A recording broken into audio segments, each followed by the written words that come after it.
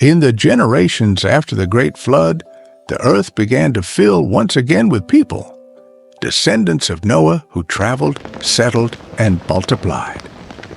As they moved eastward, they came to a vast open plain in the land of Shinar.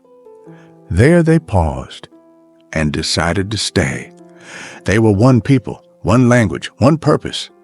With growing skill and ambition, they discovered how to bake bricks and use tar for mortar. No longer did they rely on stones. They had innovation. They had unity. And soon they had a vision.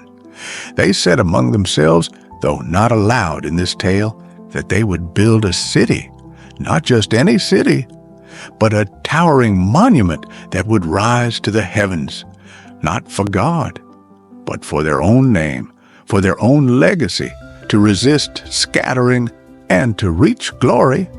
And so the work began, brick upon brick, row upon row. Their hands moved in harmony, their voices sang in one tongue. The tower climbed skyward, higher than any had imagined. The city buzzed with energy, pride, and self-confidence. But heaven was watching, and the Lord came down, not in wrath, but in concern. He saw the unity, he saw the progress, but he also saw the pride, a people united, but without reverence. They had removed the Creator from their creation. They were building a future without the fear of the Lord. So God, in His wisdom, stepped in.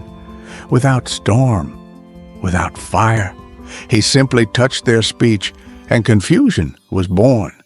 The language of men fractured, instructions were misunderstood, songs turned into noise, laughter into argument. A worker would shout and be met with blank stares. A child would cry and not be comforted. The tower, once so promising, fell into silence and dust. Unable to communicate, they abandoned the project. They left the city, scattering in every direction.